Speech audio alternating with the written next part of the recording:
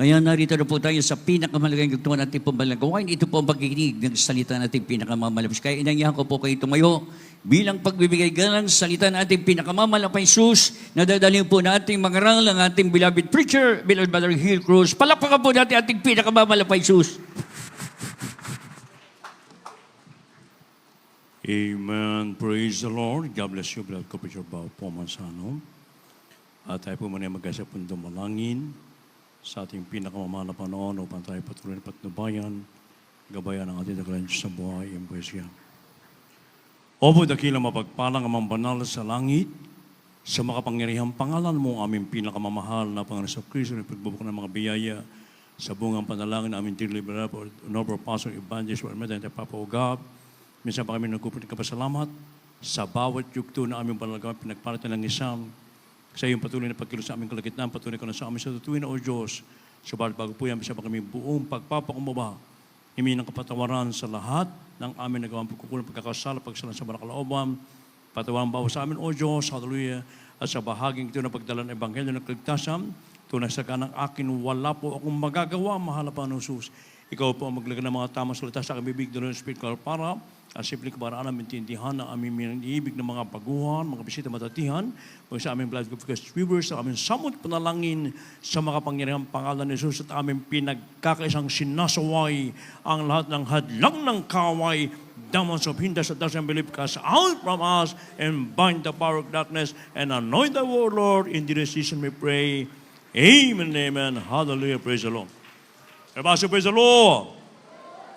Purihin po ating pinakamamahal pa sa Kristo at unang sa lahat, ako muna nagpapaabot po ng pinakamataas sa pagpupuri, pagwalhati, pagsamba sa ating pinakamamahal na Panginoon sa Kristo na pinagbubuk ng mga biyaya, and we give double honor and respect and cherish the blessed memories in teaching and preaching of our dearly beloved Honorable Pastor Evangelist Almeida, the end-time problem of God, beloved Honorable Sam Pastor Lindsay Almeida, beloved Mama Dear, greetings and respect to all the beloved children of Christian Hall, Mother Family in the Philippines, as well in US and Canada.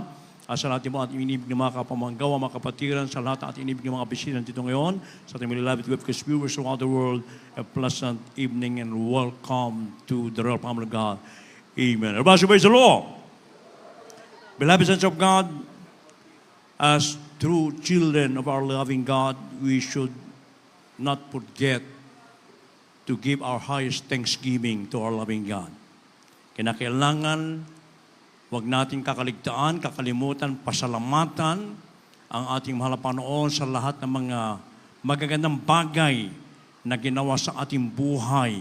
Sa mga napakinggan natin, mga patutukan yan na magmula sa simula hanggang sa matapos, ay talaga naman po nandun ang kanilang grabing pagkapasalamat, pagwalhati, pagdakila sa mga kapangyarihang ginawa ng ating mahal na Panginoon. Kaya nga po, sabi po dito sa from the book of the First Chronicles, chapter 16, verses 8 and 12, and 1 Timothy chapter 1, verse 12. Kaya nilaman po. In the first book of the Chronicles, chapter 16, verse 8. Give thanks unto the Lord, call upon His name, make known His deeds among the people. Verse 12. Remember His marvelous works that He hath done, His wonders and the judgments of His mouth. The first book of Timothy, chapter 1, verse 12. And I thank Christ Jesus our Lord, who hath enabled me, for that He counted me faithful, putting me into the ministry. God bless you.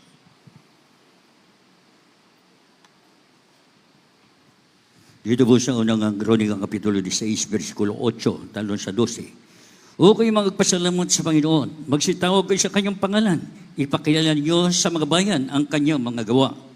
Alalahanin niyo ang kanyang kamanghamangang mga gawa, ng kanyang ginawa, ang kanyang mga kababalaghan at mga katulan ng kanyang bibig. Dito po sa unang Timoteo Kapitulo 1, ang talatay 12. Nagpapasalamat ako sa kanya, nagpapalakas sa akin, kay Kristo Jesus na Panginoon natin, sapagkat ako'y inari niyang tapat na ako'y inilagay sa paglilingkod sa Kanya. Amen. Purihin po ating pinakamahal na Panginoon. God bless you mga kapatid, and God bless His word. So napakaliwanag mga inibig ko na ating pong pasalamatan ang ating dakilang Diyos at ipahayag sa lahat ng tao, sa lahat ng mga bansa, ang kanyang mga kamanghamahang gawa na ginawa sa ating pong mga buhay. Kaya sabi doon, remember His marvelous works that He had done in our lives. Wag na wag po nating kalilimutan yung mga mabuting ginawa ng Diyos sa ating mga buhay, at tayo lubos na nagpapasalamat sa ating pinakamamahal na Panginoon sapagkat may tao ng Diyos na ginamit para sa ating kaligtasan upang mapasalamatan natin ang ating pinakamamahal na Panginoon. Sapagkat dati hindi tayo marunong magpasalamat, yan ang katotohanan, mga iniibig ko. So bari tayo lubos na nagpapasalamat sapagkat sa tulad aral ng mga magulang natin sa ating mga lapan, beloved children of the family, tayo po'y tinuruan kung paano po tayo magbigay walhati, pasasalamat, pagdadakila sa makapangyarihang pangalan ng ating pinakamamahal na Panginoon. Kaya nga po nung last Sunday's commemoration ng birthday ng ating beloved Noble Pastor, may inibig ko, minsan pa natin ipinahayag, hindi lamang sa bansang Pilipinas, sapagkat tayo po naka-live streaming, at tayo po napapunod sa panig ng mundo, mga inibig ko, yung mga laksa-laksang napakinggan natin ng mga patutuo na nagmumula sa mga kapatid na mga inibig ko, ito po naglalagdag ng ating pananampalataya sapagkat dito po ay lumalakas yung ating pong paniniwala sa Diyos sapagkat ang tao kasi to is to believe, mga inibig ko. Kaya nga, napakabuti ng ating pinakamamahal na Panginoon, yung lang una nag-testify kanina, mga inibig ko, yung napakinggan, imposible sa lahat na imposible, mga inibig ko. Sapagkat sabi ng komodoro, napatay na yung bata doon sa loob ng kanyang tami, mga inibig ko. Hindi na ito gumagalaw, patay na talaga siya. At kinakailangan dali mo na sa doktor yan para mailabas mo, kundi malalasong ka, mamamatay ka. Subalit yung kanyang silang mag-ate, mga inibig ko na nampalataya, sumampalataya sa Diyos, yung mga tinuro ng ating mga magulang sa ating mga labas, sinampalatayanan nila, mga iniibig. At sa madaling salita, yung komodoro na talagang hopeless na rin siya, umalis, iniwan yung magkapatid. Subalit, nagtiwala ng 100% sa ating pinakamarabalon. Yung kanyang ating unang nasib dito, mga inibig ko. At pagkatapos ay nanalangin sila at humingi ng backup prayers sa ating beloved honorable parents in the Lord, mga inibig ko. At ayon sa sinabi ng ating beloved parents in the Lord, bago mag-alas 12 ng hating gabi tayo, o tanghali, mga inibig ko, ikaw ay magsisilang ng iyong anak. Oh? At ito yung nangyari, mga iniibig ko, sapagkat sinampalatayanan nila ang salita ng Diyos mula sa lingkod ng ating mahal na Panginoon. At sa madaling salita, mga inibig ko, nagpuri sila mga kapatid, pagkatapos humilab yung tiyahin ng ating beloved sister, at maya-maya lumabas yung bata. Pero nung lumabas, patay na. Itim na itim. So, hindi nawala ng pag-asa yung kanyang ate. Sa patutunan niya kanina, mga inibig ko. At nandun ang Holy Bible, may inibig ko, pinatong doon, at sila nanalangin. At sa unang dalangin, sa bungang panalangin ng beloved Noble Pastor, may inibig ko, nirebuke yung demonyo ng kamatayan. Sa isang iglap, mamaya yung bata ay ito po'y umiyak, binuhay ng ating pinakamamahal na Panginoon. Sa Diyos ay walang imposible, mga inibig ko. Ngayon, yung edad ng kapatid na yun, yung anak niya, 34 years old na, sa kahabagan ng ating mahal na Panginoon. So yun po isa lamang sa mga himala ng ating pinakamamahal na Panginoon na dapat ating ipagsabit, buli-bulain ang mga dakilang kabutihan ng ating pinakamamahal na Panginoon. Huwag na huwag natin kalilimutan, pasalamatan, alalahanin yung mga kabutihan ng Diyos na ginawa sa atin. Lahat tayo ay may ginawang mabuting ating pinakamamahal na Panginoon, mga inibig ko.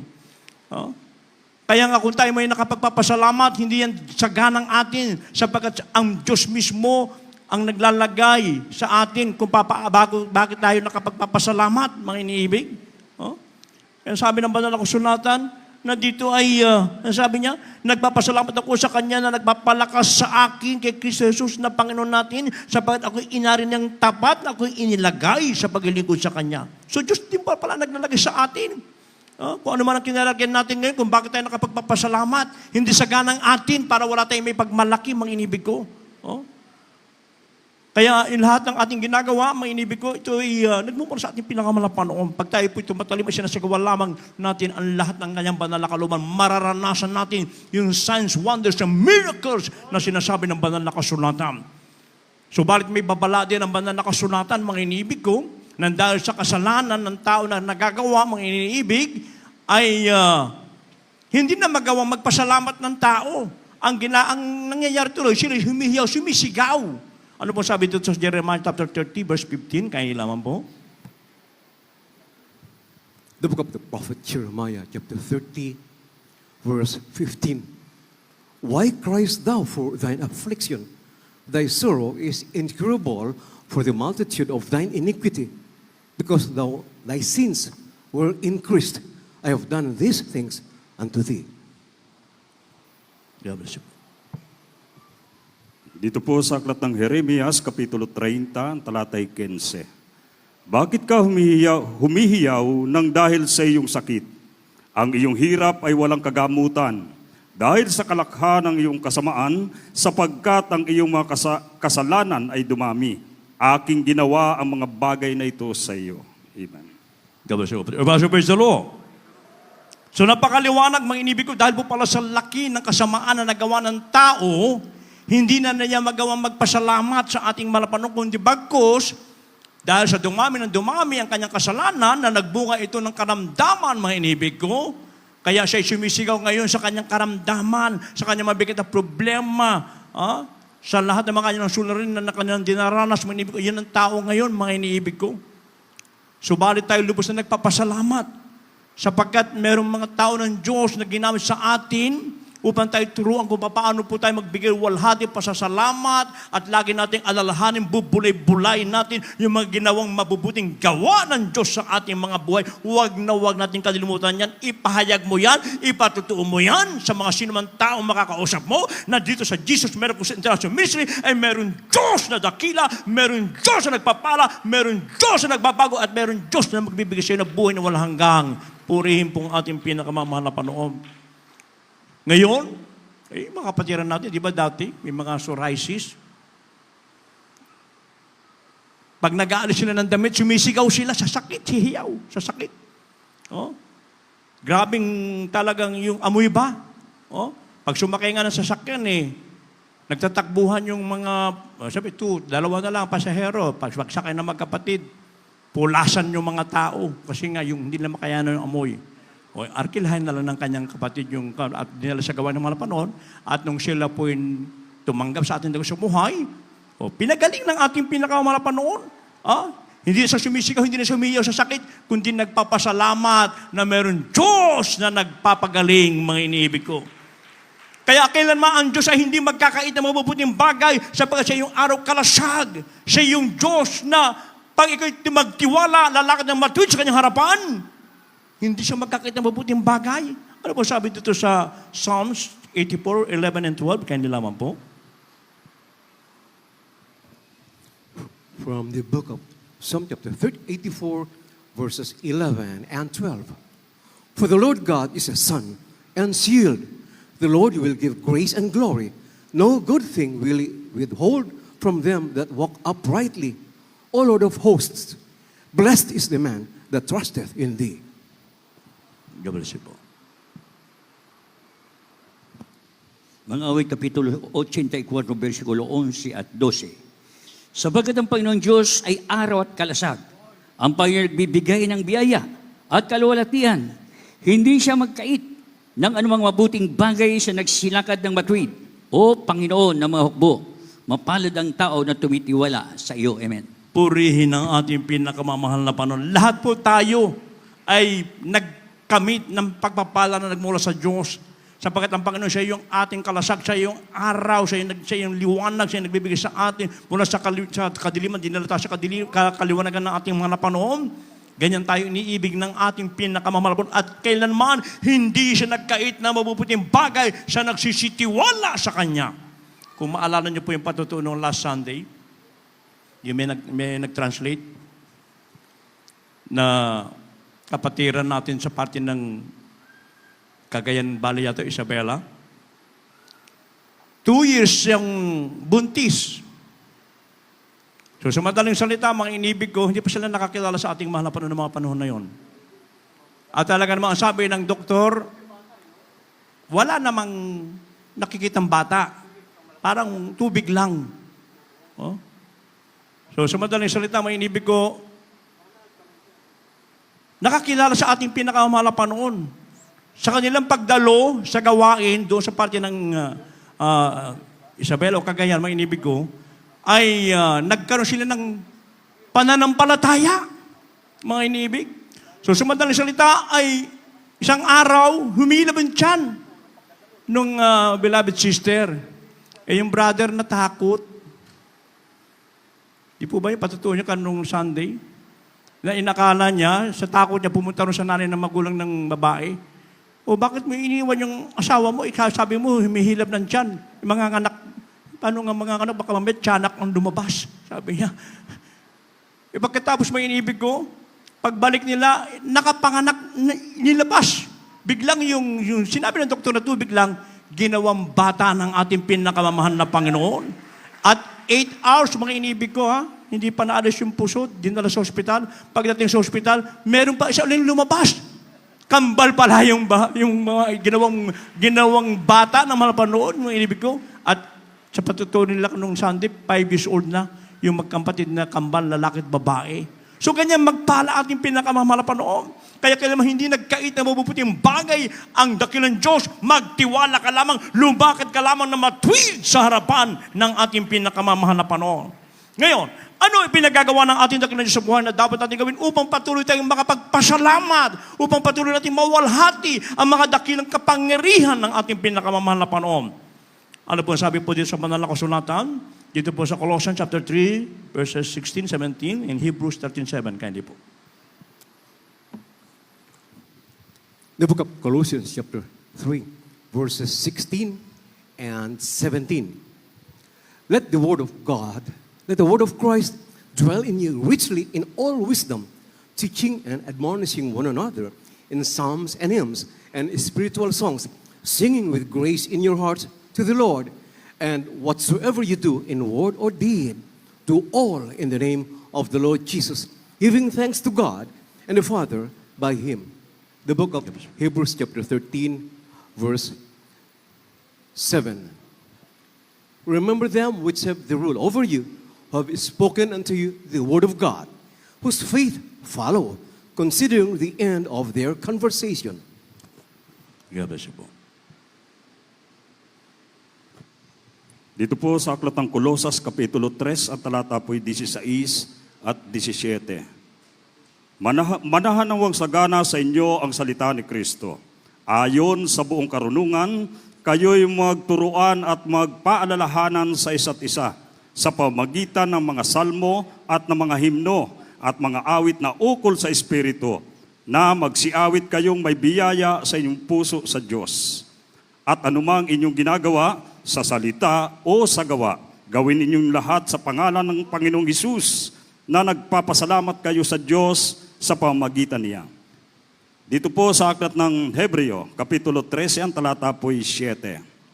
Alalahanin ninyo ang nagkaroon ng pagpupuno sa inyo, na siyang nagsalita sa inyo ng salita ng Diyos, at sa pagdidili-dili ng wakas ng kanilang pamumuhay ay inyong tularan ang kanilang pananampalataya. Purihin po ang ating pinakamamahal na Panginoon. Yan po ipinagagawa ng ating dakilang sa buhay upang patuloy tayong makapagpasalamat at lagi nating maalala yung mga dakilang kabutihan ng ating mahal na Panginoon, na manahanang nawang sagana ang banal na salita ng Diyos, yung itinuro sa atin ng ating mga magulang sa ating mahal na Panginoon. Lagi po nating ititreasure yan na higit pa sa kayamanan sa mundong ito, sapagkat ito po ang magagamit natin sa nalalapit na pagbabalik ng ating mahal na Panginoon, sapagkat we are in the last days, perilous times, redeeming the times, for the days are evil. Tayo na sa huling panahon, mapanganib na panganahon, nandyan ang mga sinyalis at pagbabalik natin ito sa buhay. Kaya yung banal na salita ng ating mahal na Panginoon, ito po'y ating ingatan na mainam, sapagkat pag iningatan ito, ligtas po tayo, maliban ikaw sumampalataya na walang kabuluhan. Kaya ngayong ating pong pagdalo lagi, dito po tayo nag-aaralan sa pamagitan ng mga himno, mga awit, mga patutuo. Diyan po tayo natututo, lumalaki yung ating pananampalataya. Nag-aaralan tayo dito, mga inibig ko.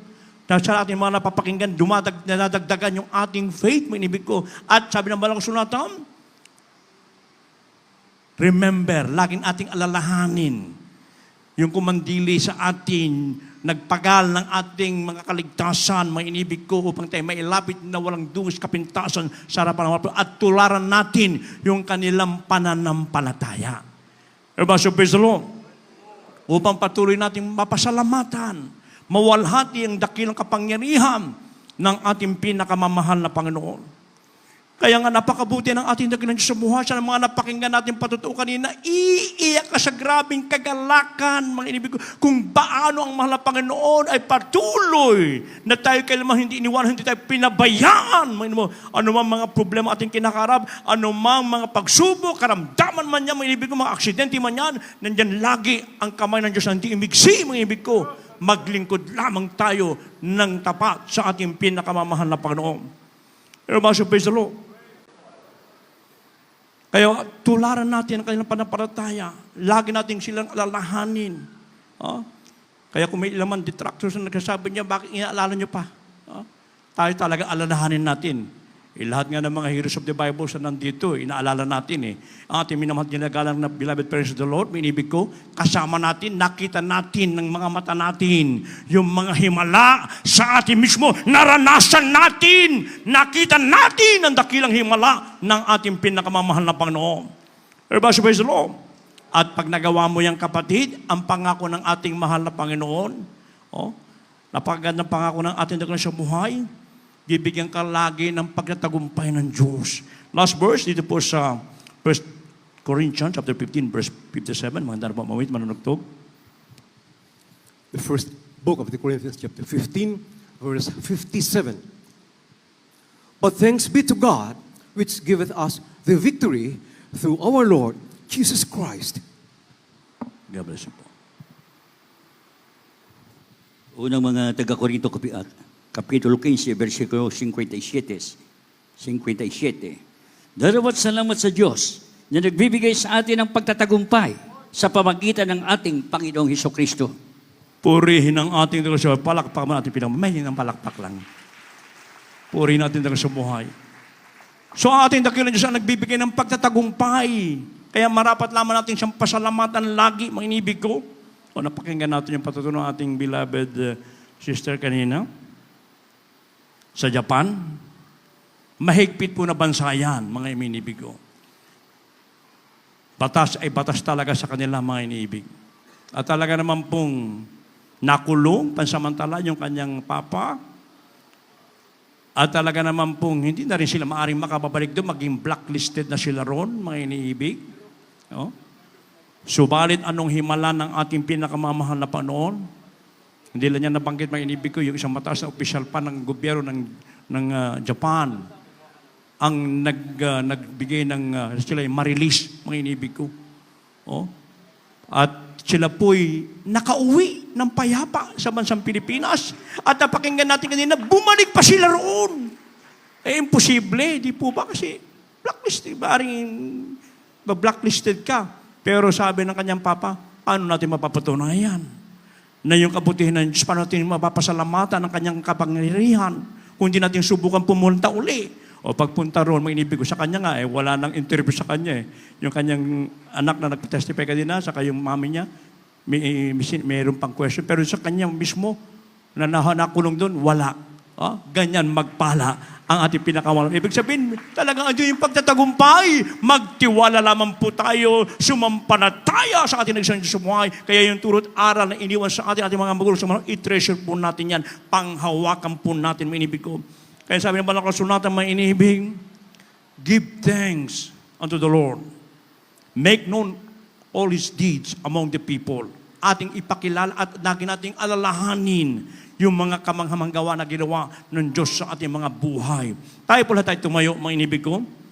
At habang ating papurihan ang ating Diyos sa buhay, minsan pa natin pasalamatan ating mga Panginoon, ating pong bulay-bulayin yung mga dakilang himala, yung mga dakilang pagpapala na ating nakamtan, kagalingan ng ating karamdaman, pagbabago natin mga buhay, nagkaroon ng kapayapaan sa puso isipan, mga inibig ko, ating pong alalahanin yan, ating pasalamatan sa ating pinakamamahal na panahon. At habang binibigay mong taon sa beloved ko preacher, Brother Joey,